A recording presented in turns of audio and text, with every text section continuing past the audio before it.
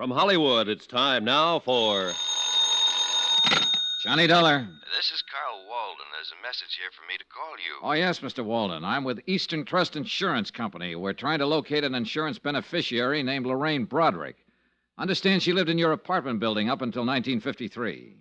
Well, who told you that? A doctor she worked for here, Dr. Pollard. I don't know where she is, Mr. Dollar. I haven't seen her for 2 years. We're trying to pay off a claim, Mr. Walden. Didn't she leave a forwarding address or give you any idea of where she... No, not a thing. You've got a job on your hands, pal. Huh? I don't think that baby wants to be found. Got a couple of minutes? Yes. I'll be right over.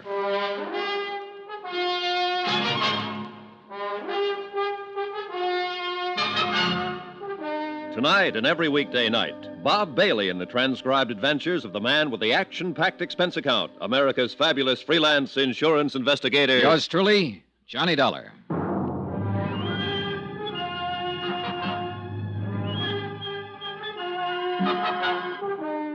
Expense account submitted by Special Investigator Johnny Dollar to Eastern Trust Insurance Company Claims Division, Hartford, Connecticut.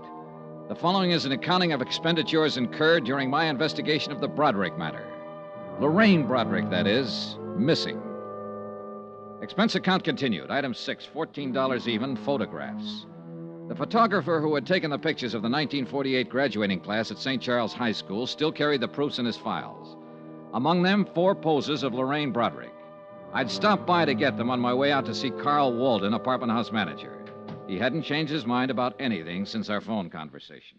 No, sir, she doesn't seem to want anybody to know where she is. She'd have left a forwarding address or something like that. Instead, she pulled out in the middle of the night bagging baggage, and that's the last we ever saw of her. Just when was this, Mr. Walden? About the middle of December or so, 1953. Yes, it was a couple of years ago. Mm-hmm. Oh, you want one of these? No, thanks. I don't smoke. Can you think of any place she might have gone, Mr. Walden? New York City. Oh, why New York? Well, it's the closest place to go, isn't it, for somebody like her? I'm not so sure I know what she was like. I've had several different versions, Mr. Walden. Say, you talked to that doctor she worked for? Yeah. Boy, I'll bet his version was a pip. How do you mean? Well, she walked out on him. That poor guy was around here several times asking if we'd heard from her, if she'd written us a change of address. He didn't say it, but I think he had it real bad for her. Oh? Oh, yeah. And I didn't tell him about the other guy either. Well, suppose you tell me about the other guy, Mr. Walden. Well, why not? Well? Well, about a week before she left, I saw her in the hall a couple of times with this other guy. Big, gray-haired man, wore Homburgs and things like that. An older man, is that what you mean? Oh, no, not old. 45-ish, maybe. You know, expensive-looking character. Drove a caddy the size of a freight train, New York plates. Buy and sell this place with his pocket money. Happen to know his name? No. He never came around again after she moved out. But they were sure chummy while he was here. At least a couple of times I saw them together. Can't blame him. She was okay. Did she owe you any rent when she left? Nope. Did she give you notice she was vacating? Nope, just left. A note or anything? A $50 bill on the desk in an envelope addressed to me. That's all. That's it. Well, was she friendly with anybody else in the building? Well, not that I know of. People here keep pretty much to themselves. You know, it's a funny thing. What's funny? That old boy with the Homburg. I wonder why he never came around looking for her.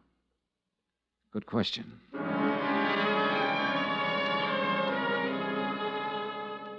Expense account item 7, $22, advertisements.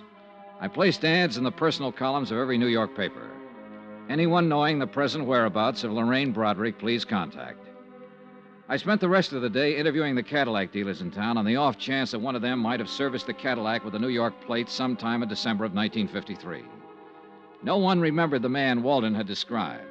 I even tried the service records. Impossible to check. The case was stalemated that way for 5 days. Last Tuesday, things picked up. Johnny Dollar. Hello? Hello, who is this? Johnny Dollar? Yeah. Can you hear me very well? Johnny, I'm calling from New York. Hey, who is this? Why, it's Lorraine. Lorraine. Yes, I saw your advertisement in the papers, Johnny. I wondered what you wanted. Johnny.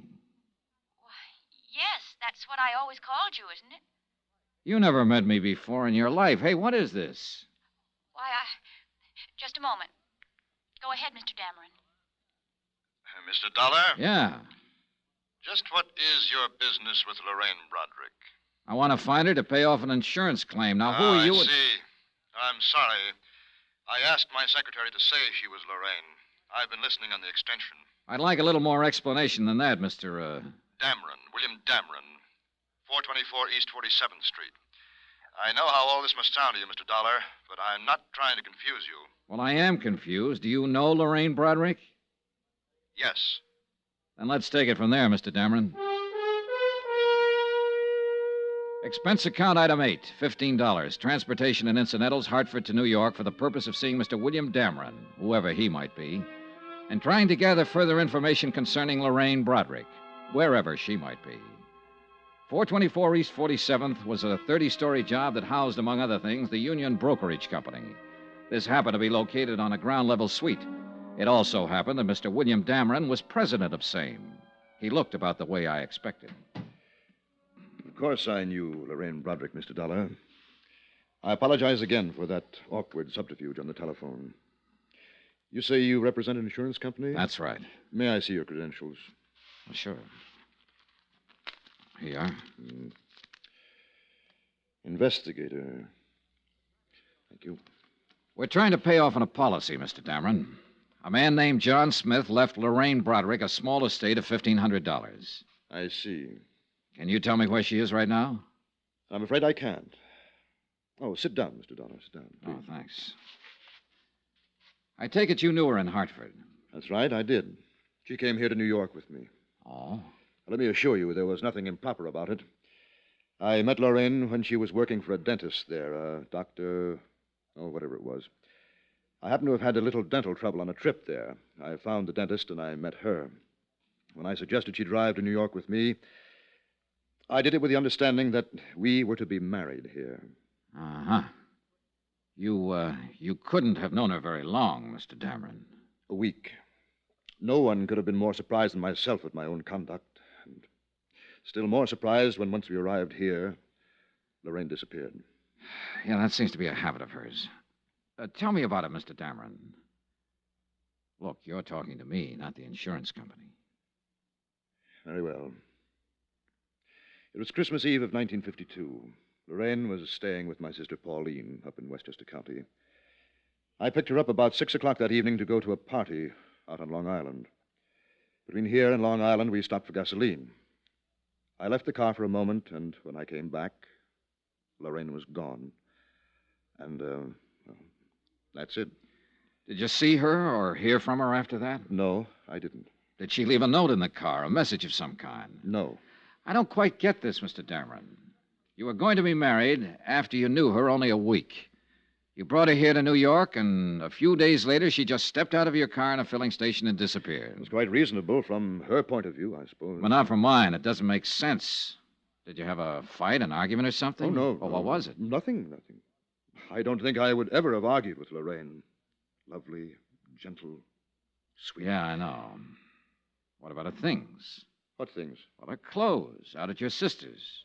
Didn't she send for them, or what? Oh, no, she only had 2 small bags. They're still there as far as I know. Well, what did you do? Did you call the police? No, why? Well, I would if a girl I was going to marry disappeared like that. No, I'm afraid a call to the police would have been, well, rather awkward, a man in my position. Let me ask you this.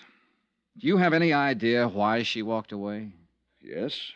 Perhaps it's of no practical value to you, though. Any information I can get will be helpful, Mr. Well, all right, then. I think Lorraine was frightened. Of what? Of life, Mr. Dollar. Not people or circumstances, but life. Yes. You say that with a lot of conviction. Yes. Lorraine had always been, well, a poor girl. She lived with a rather decrepit uncle for a time after her parents were killed in an automobile accident, she said. I think that I offered her the happiness and security she had always longed for. But I also think she was not mature enough or adjusted well enough to accept it. This is of no value, is it? Well, it might be. Can you tell me if she ever spoke of any ambitions? Maybe she wanted to go on the stage or become a nurse, something. Lorraine simply wanted to be my wife and live here. I can see you find that difficult to believe when I'm almost old enough to have been her father. That is not the reason Lorraine walked away from the car that night. Believe me, Mr. Dollar, unless I'm terribly mistaken, she was very much in love with me and wanted to marry me. Have you tried to find her, Mr. Dameron? No. No, I have not.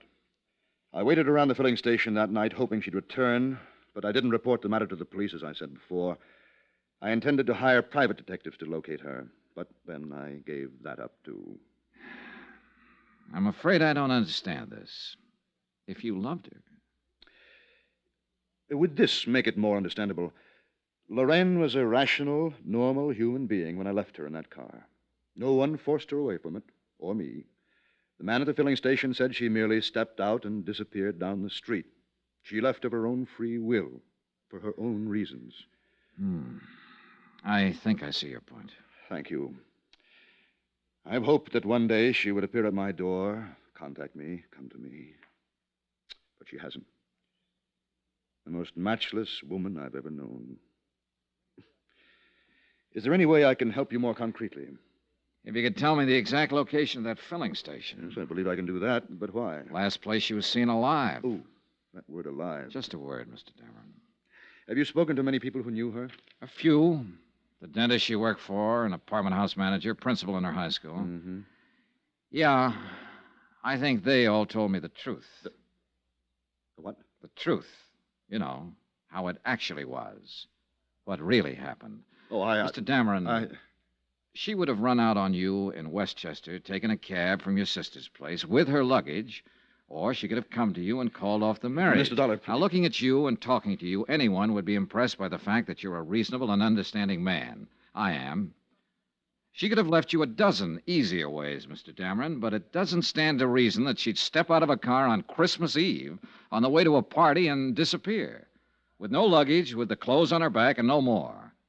Women don't do things like that. They want an overnight bag, a change of clothes, somewhere to go to. It doesn't make sense. But that's exactly what she did. They don't do it that way unless there's a mighty good reason. A real gilt-edged reason, Mr. Dameron. Something that says what's ahead is better than what's being left. How much did she swipe? What? What did she take? How much? Close to $6,500. $6,500. Lovely, sweet, gentle. She took it from the wallet in my overcoat while I was talking to the filling station attendant. I would have given it to her gladly. All of this, everything. But she had to steal it from me. She had to steal it from me like some common little thief. There's truly no fool like an old fool. Is there, Mr. Dollar?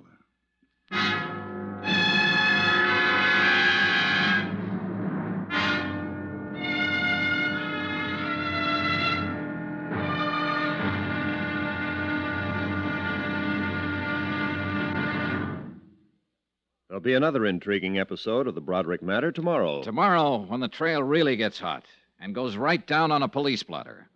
Join us, won't you? Yours truly, Johnny Dollar. Yours truly, Johnny Dollar, starring Bob Bailey, is transcribed in Hollywood. Written by John Dawson, it is produced and directed by Jack Johnstone. Be sure to join us tomorrow night, same time and station, for the next exciting episode of Yours truly, Johnny Dollar. Roy Rowan speaking.